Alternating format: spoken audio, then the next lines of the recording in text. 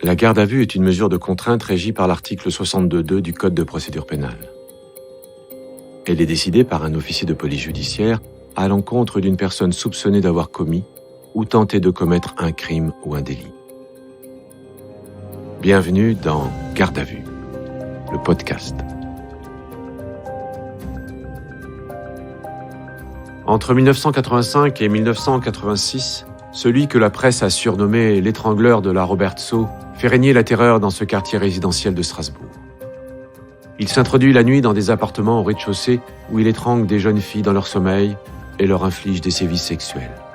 La plus jeune de ses victimes, Marion Villain, a 11 ans. Le dossier de l'étrangleur de la Robertsau devient alors le plus vieux cold case de France. 27 ans plus tard, coup de théâtre au service des empreintes de Strasbourg. La seule preuve technique exploitable était une empreinte palmaire qui a enfin trouvé une correspondance. Celle de Nicolas Charbonnier, 52 ans, vivant près de Bordeaux. Père d'une petite fille de 8 ans, divorcé depuis peu, Nicolas Charbonnier ne colle pas au profil du tueur. Sauf qu'il vivait à Strasbourg au moment des faits. Alors, pendant plus de 4 mois, les enquêteurs vont décortiquer la vie de cet ancien militaire, le mettre sur écoute, lui et toute sa famille. 27 ans après le premier crime, les policiers de Strasbourg l'entendent au commissariat de Bordeaux.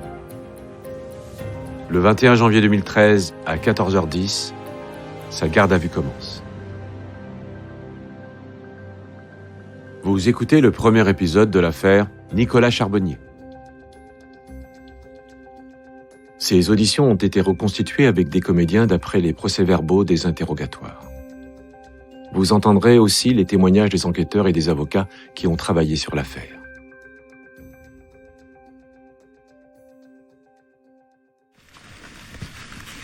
J'ai 30 minutes. Merci. Bonjour, monsieur Charbonnier. Je suis Maître Baldé, votre avocat. Avant tout, j'ai besoin de savoir si vous avez été bien traité depuis votre interpellation. Oui, tout va bien. Nous, on n'en revenait pas. On a fait sa vie, il est marié, il a une petite enfant. Comment un gars qui a été un véritable prédateur chez nous, un tueur, un agresseur de femmes, un violeur dans les années 80, a pu se transformer en voleur dans un casier dans une piscine. Capitaine Ittinger, DIPJ. Là, on s'est dit, il y a un truc qu'on n'arrive pas encore à comprendre. On m'informe que vous avez été placé en garde à vue pour meurtre, tentative de meurtre ainsi que viol. Alors, je suis en présence d'une personne absolument calme, qui a l'air serein, qui n'est même pas énervé ou stressé. Cyril Baldé, avocat de Nicolas Charbonnier. Qui semble croire que tout ça, c'est une mauvaise blague.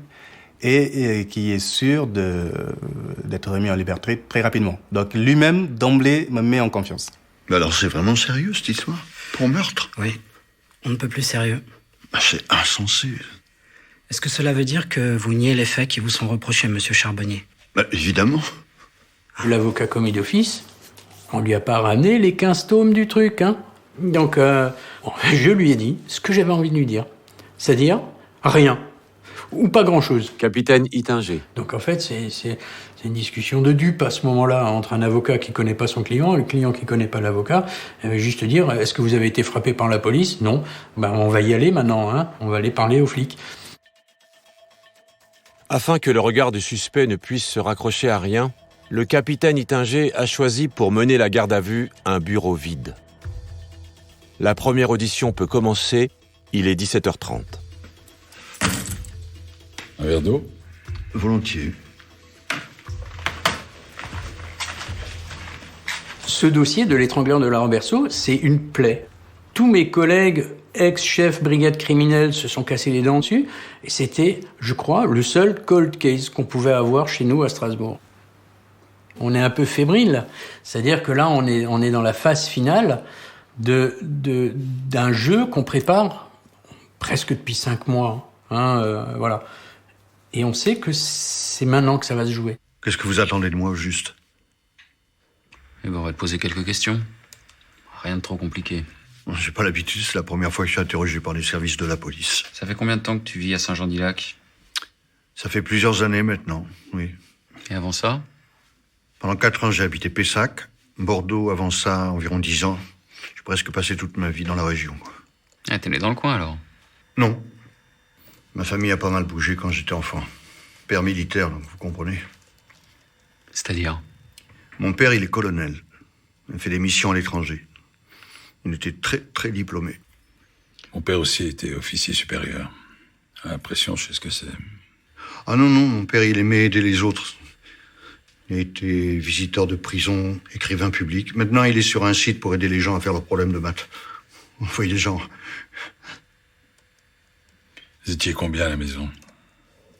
On était 9 enfants. Ah oui, quand même. Ça devait filer droit. Chez nous, c'était un peu moins rock'n'roll, on était que 7. Nicolas Charbonnier et moi, en fait, on a exactement le même profil. Il a exactement le même âge que moi. Mon père est colonel. Je suis issu d'une famille très nombreuse, catholique, pratiquante. Et on est rentré à l'armée en même temps. Et donc, il y avait peut-être cette forme de respect de l'un envers l'autre. Je dis bien peut-être, hein, parce que peut-être aussi qu'il m'a pris pour un gros con, j'en sais rien. Mais il y avait quand même cette espèce de respect et peut-être de méfiance. Et puis ensuite, moi, je suis parti faire mon service à Ilkirch en octobre 80. Quel jour? Pardon? Moi aussi, je vivais dans le coin. Je suis rentré à l'armée en octobre 80. C'est le 12 octobre. Ben ça alors. Même jour que moi. C'est donc de Strasbourg dont vous voulez me parler?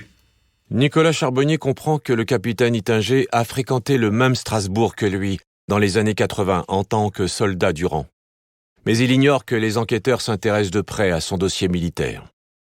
Il n'est resté que 5 ans à l'armée et n'a obtenu que le grade de sergent, bien loin de la prestigieuse carrière de son père. Année après année, les notes et les appréciations sont sans appel.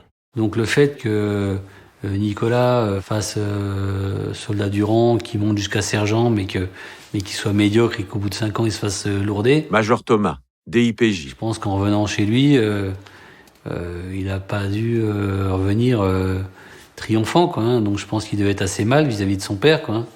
Il est certain que la figure du père était peut-être trop idéalisée pour lui, était trop exemplaire. Michel Patrice, expert psychiatre. Et que cela a amplifié son sentiment d'échec quand lui-même a voulu faire une carrière militaire. Il est renvoyé de l'armée le 30 septembre 1985.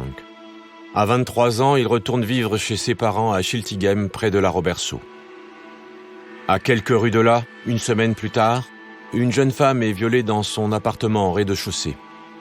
L'agresseur tentera aussi de l'étrangler. Nicolas Charbonnier sort de l'armée le 30 septembre. Elle est agressée le 6 octobre. Elle habite à 400 mètres du domicile de Nicolas Charbonnier. Donc je veux dire, pour moi, c'est évident que c'est la première victime de Nicolas Charbonnier. Major Thomas. Elle habite au rez-de-chaussée surélevé. On retrouve une cordelette à côté de son matelas. Des tas de choses qui rappellent les autres dossiers. Entre octobre et mars 86, 6 agressions seront attribuées à l'étrangleur de la Robertsau. À chaque fois, on retrouve le même rituel. Les victimes habitent tout au rez-de-chaussée. Il entre en cassant un carreau avec un caillou, les surprend dans leur sommeil, les étrangle dans leur lit avec une cordelette. Il déplace ensuite les corps inanimés dans l'appartement avant de les agresser sexuellement. Martine Riss, elle, a été emmenée dans la cuisine. L'agresseur a pris son temps. Il a cherché un couteau pour couper les bretelles de son soutien-gorge, lui a ôté son bas de pyjama et arraché une touffe de cheveux. Puis il lui a coupé les poils pubiens alors qu'elle agonisait.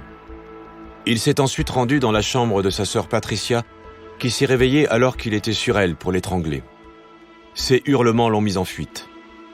On n'a retrouvé aucune trace technique exploitable, hormis l'empreinte palmaire laissée sur la commode de Martine, celle qui a permis l'interpellation de Nicolas Charbonnier. Attendez, ça voulait pas du tout dire à cet instant-là que M. Charbonnier avait pu commettre un crime. Caroline Bolla, avocate de Nicolas Charbonnier. Et effectivement, la première réaction que j'ai, c'est de me dire, mais peut-être qu'il connaissait simplement cette victime, qu'il était présent à un moment dans cet appartement, mais absolument pas pour y commettre les crimes décrits. On a une trace, mais si c'est un copain, s'il faisait partie des secours, s'il faisait partie d'une équipe de déménageurs, des gens qui ont ramené des meubles pour les filles... On a tout vérifié. Et au fur et à mesure, on ferme les portes. Donc au fur et à mesure qu'on avance dans les 4 mois, vous arrivez à vous persuader, que ça peut être que lui. C'est vrai qu'on part pas avec grand-chose. On part pas avec grand-chose et c'est vrai que 27 ans après les faits, les témoins ont vieilli, ils ont plus la même mémoire, ils ont plus les mêmes souvenirs qu'à l'époque.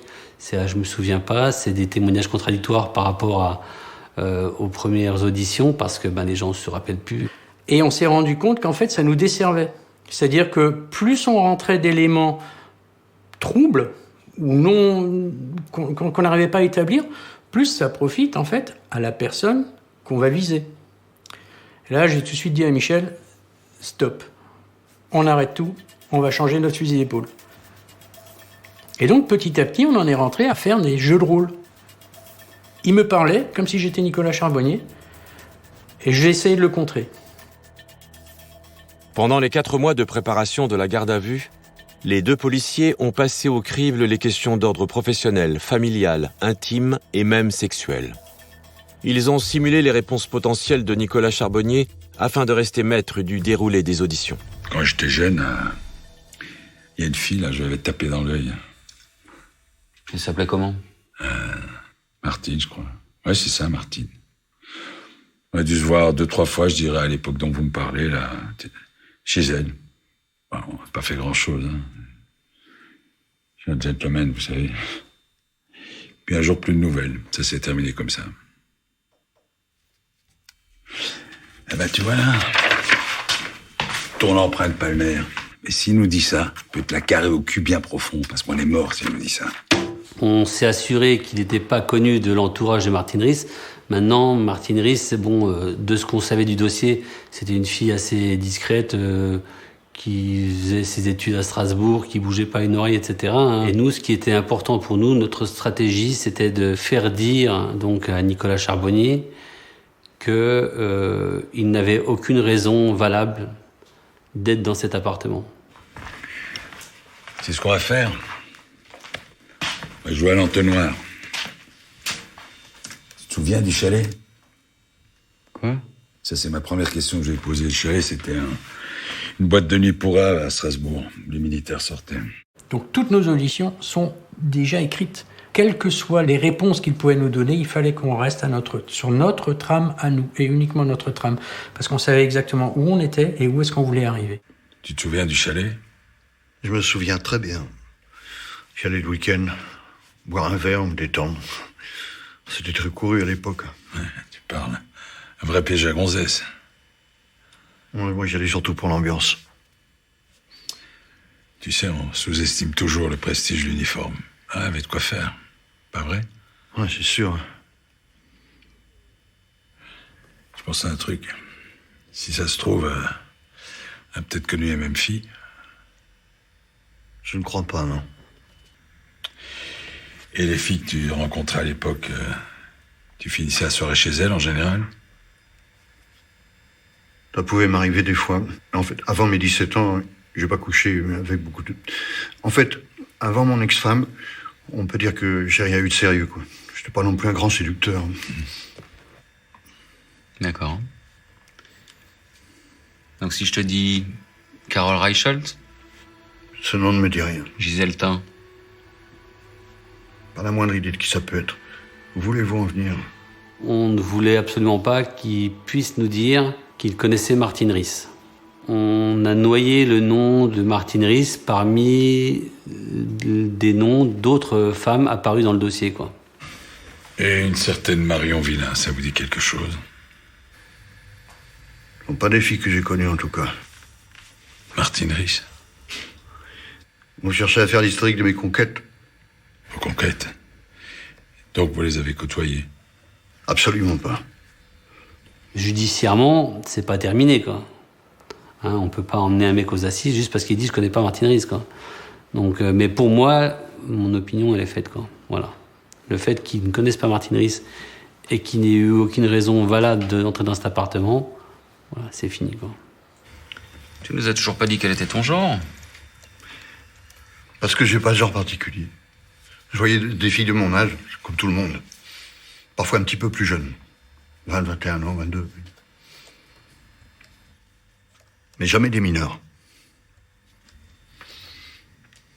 Et des filles mineures au chalet, il y en avait aussi. Je le sais, puisque j'y étais. Hein. Donc ça faisait partie vraiment des premiers points de passage importants qu'il fallait que l'on marque sur le papier. C'est qu'il n'est pas sorti avec une fille mineure.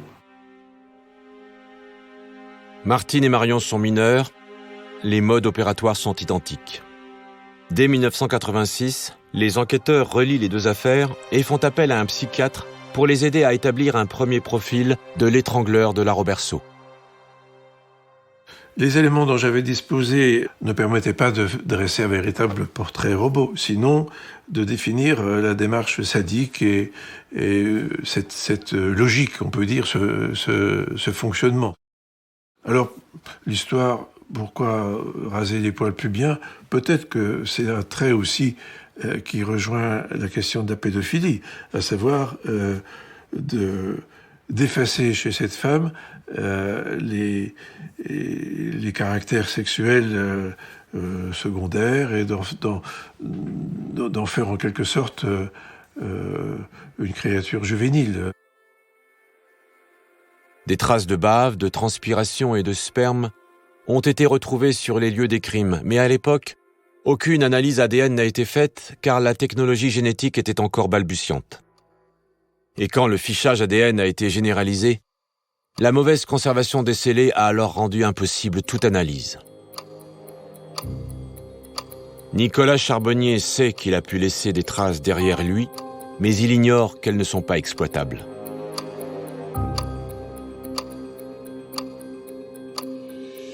Vous venez d'écouter un épisode de Garde à vue. Retrouvez bientôt la suite. Et d'ici là, n'hésitez pas à vous abonner à ce podcast et à lui mettre plein d'étoiles.